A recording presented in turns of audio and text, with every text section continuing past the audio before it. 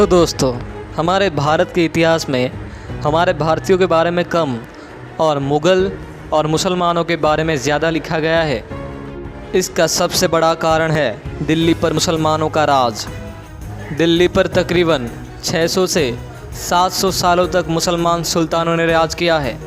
जाहिर सी बात है, इतिहास भी उन्हीं के इतिहासकारों ने लिखा है।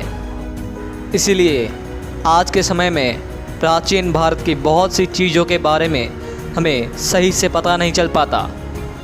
लेकिन आप सब नालंदा विश्वविद्यालय को तो जानते ही होंगे, जो कि सिर्फ भारत का ही नहीं बल्कि पूरे विश्व का सबसे पुराना और सबसे बड़ा यूनिवर्सिटी था। और उस यूनिवर्सिटी को आज से तकरीबन 700 साल पहले बख्तियार खिलजी नामक एक विदेशी आक्रमणकारी ने जला दिया था। उसके ऐसा करने के पीछे भी बहुत बड़ा कारण था। अगर आज नालंदा होता तो भारतीय वैज्ञानिक कहां से कहां पहुंच गए होते और भारत की स्थिति आज जिस तरह है वह कभी नहीं होती। विश्व की सबसे पुरानी यूनिवर्सिटी ऑक्सफोर्ड यूनिवर्सिटी भी नालंदा से लगभग 500 साल बाद बना। लेकिन क्या आपको पता है कि बख्तियार खिलजी उसके बाद कहाँ गया?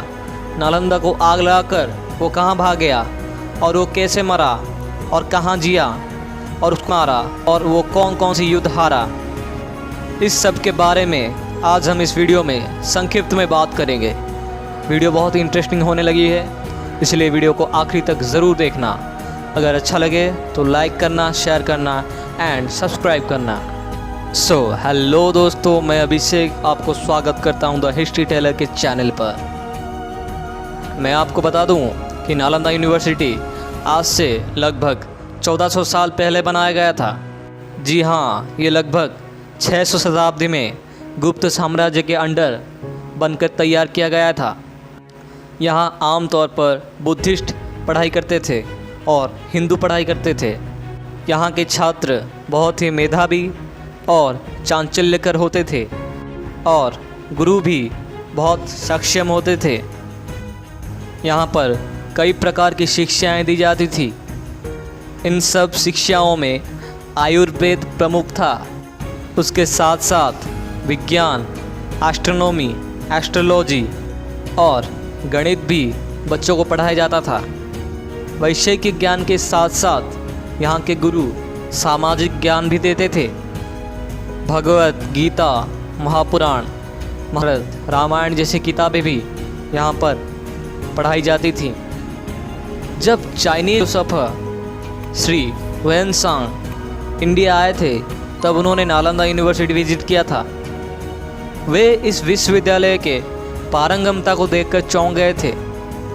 यहाँ के बच्चे और रखी गई किताबें उनका दिमाग घुमा रही थी।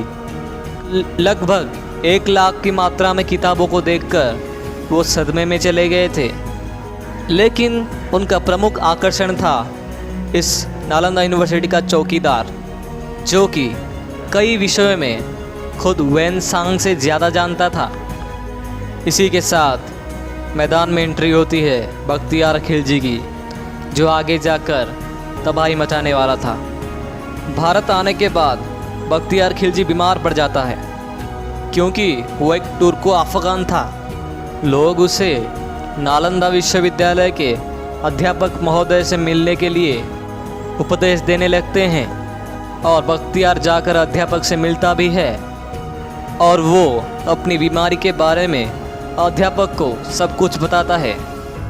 लेकिन वो एक शर्त रखता है कि आपको मुझे दवाई खिलाए बिना ही ठीक करना पड़ेगा। अध्यापक बोलते हैं ठीक है। वो ऐसा बोलकर बख्तियार खिलजी को एक कुरान पकड़ा देते हैं। बख्तियार खिलजी कुरान पढ़ने लगता है। वो देखता है कि वो धीरे धीरे ठीक होने लगा है। कुछ ही दिनों में वो पूरी तरह से ठीक हो जाता है और वो आश्चर्य हो जाता है कि ऐसा क्या किया अध्यापक ने कि मैं इतनी जल्दी ठीक हो गया। और वो इस बारे में अध्यापक से पूछता है और अध्यापक जवाब देते हैं कि मैंने तुम्हारे कुरान के प्रति पन्ने में औषधि लगा दी थी, जिसके कारण तुम जब पन्ने पलटते थे तो वो औषधि तुम्हारे रक्त में घुल जाती थी। इसी कारण से तुम ठीक हो गए। ये सुनकर वो चौंक जाता है और बोलता है कि हमारे पास ऐसे वैद्य क्यों नहीं है, हमारे धर्म में ऐसी शिक्षा क्यों नहीं है। उसे लगता है यह विश्वविद्यालय पूरे इस्लाम के लिए एक ख़तरा है। जब तक यहाँ के लोगों को ऐसे ही शिक्षा प्रदान की जाएगी वो कभी भी इस्लाम में कन्वर्ट नहीं होंगे। इसीलिए वो आधी रात को अपनी पूरी सेना के साथ निकल पड़ता है नालंदा यूनिवर्सिटी को आग लगाने, और आग लगा देता है। कहा जाता है कि नालंदा में इतनी किताबें थी कि 6 महीने तक वो किताबें जलती रही थी, वहाँ आग नहीं बुझी थी 6 महीने तक। तब से आज तक नालंदा यूनिवर्सिटी वैसे का वैसा है, अर्धअवस्था में वो आज भी बिहार में विराजमान है। मगध के बाद आसाम की तरफ बढ़ने लगता है बख्तियार खिलजी, लेकिन वहाँ उसका सामना उसके अब्बू से हो जाता है। वहाँ पर उसका इंतज़ार कर रहे थे अहोम साम्राज्य के राजा महाराज पृथु।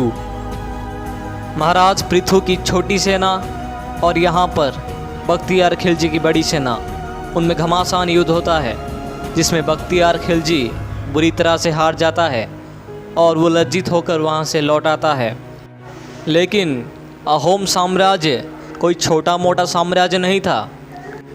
अहोम साम्राज्य ही एकमात्र ऐसा साम्राज्य था जो कि उस समय औरंगज़ेब के समय मुग़लों को 17 बार मात दे दी थी।